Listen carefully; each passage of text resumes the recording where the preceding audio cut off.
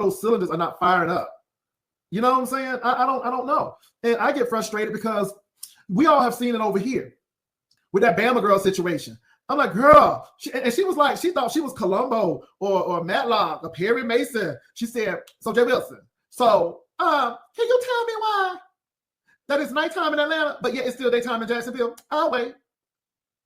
And I'm like, girl, did you? And I'm like, this is a joke, right? No, ma'am. No, ma'am. She was real serious about that. And it just leaves you like this. What? But then the food junkie thing. I'm like, so J Dunn, were you on the road at that time? J Dunn, did food junkie almost hit you? Girl, how you calling the police? You act like food junkie was, the one who was like getting ready to hit you. So I'm like, well, is food junkie on your street now? He almost hit your car? No, because I take that road sometimes. Girl, I'm like, for real though, J Dunn, and that's the whole thing. And even though I get it, but J Dunn, you went on the road at that time. And I'm like, are you serious? It's just like stuff like that. I'm like, really? And then the last thing with ZT. Now, let me tell you something, y'all. I was very happy because I'm like, okay, J Dunn is getting it. She is getting it a little bit, right? She's really, she came up and she talked about the situation of how ZT invited her to a party. And I'm like, yes, J Dunn, this is what you get into. Yes, you are validating that ZT had invited everyone to the party. And I thought that was great because you are establishing that ZT, when trying to get Rico down to the Las Vegas by himself, it was a party for everybody, right? And so you established that. And I'm just happy that you established that. But then you and ZT had a little exchange.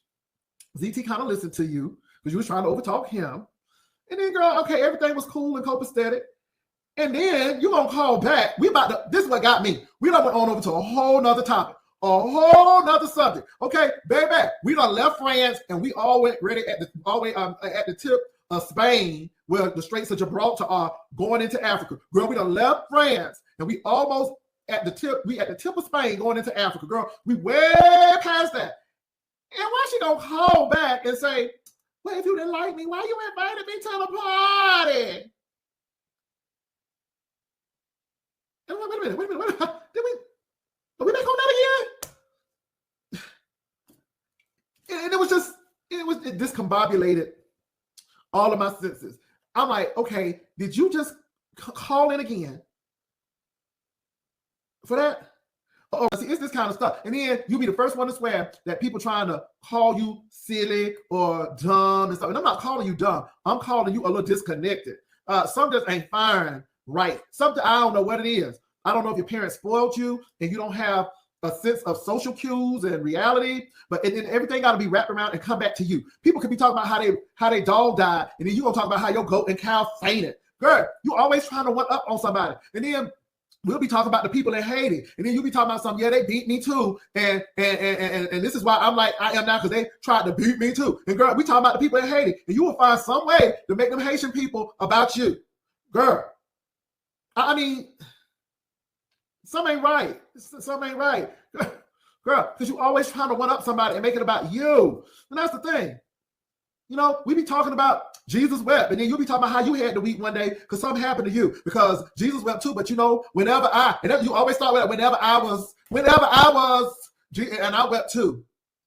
Because I went through weeping. And you be like, okay, but this is really about Jesus wept. This ain't about J Dunn wept. Okay, but you will make it about you. Baby Lazarus got up from the dead. Girl, J Dunn be like, you know what? I had to get up from sleep one day, and I was really like dead in my sleep, and the alarm clock woke me up, and I had to rise up too. Okay, J Dunn, because you will find how to make that thing about you, boo. You'll find how to make that thing all about you. I'm just saying. Now, Uncle Clyde, let me say this. Uncle Clyde ain't messing with the Haitian people, but baby, J Dunn will make Haitian people all into Del Rio about her. J Dunn would say, I went to Texas and I got treated badly because it's always about her. I don't know. But it always got to be about her. That's all. And I'm just saying. So I don't know what's going on. But anyway, y'all, let me say this too. And I'm going to be very honest.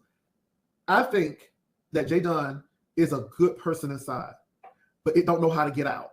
And I think lack of good judgment clouds her vision sometimes. And I don't know if she grew up with the richest black family in Mississippi. I don't know. But baby, she act like she went to church in Memphis over there with lady, what's her name? What's that show with the church name? Greenleaf. She act like Lady Mae and Bishop was her mama and daddy over there. Okay, like she grew up with horses and things over there, and she may have, but she act like that. She's just, you know, and I just don't know if they gave her everything. She reminded me of that child who wanted that toy, and your mom was like, "No, you ain't getting that toy." And baby, she had a whole hissy fit in the mall and yelled until her mama got her the toy. And then her mom and see, that's the problem with giving children stuff. Let them holler. Let them holler. Don't give them everything. Because then when you do, this is what happens. This is what happens right here. And then they don't want to listen to nobody because they think their way of being heard is yelling and screaming and all of this stuff. I don't know. But baby, let me tell you what. And J Dunn be trying to say something too.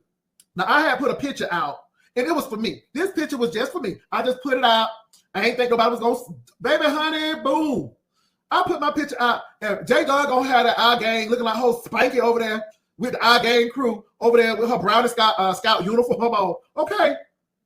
Looking like Punky Brewster over there. And I'm like, oh my God. Okay, J Dunn, we see you in your brownie troop. We see you in your brownie troop. Okay. I mean, we see you, girl. I mean, really though? And see, that's what I'm trying to say. And then y'all remember when she had laid out all her degrees out there. J Dunn, we know you went to school, boo. We don't deny that. I don't deny that at all. And I just think that that's great, J Dunn. And see, I respect that part of you, J Dunn. And I think you're truly a good person. I think this is where therapy really comes in, because I think therapy would be, I think it's very important, because I think therapy is what you need, sis. So anyway, let me go on to the next topic. Miss Dovey. Lord, Miss Dovey. No, let me say this before I move on. I think J Dunn is an overall good person, but she needs to be with people who can politely say, sis, you need to bring that down a little bit. I think that's what needs to happen. Okay? And Joyce, again, we sorry for your loss. We really are. We really are. But let me get to Miss Dovey. Miss Dovey! Miss Dovey!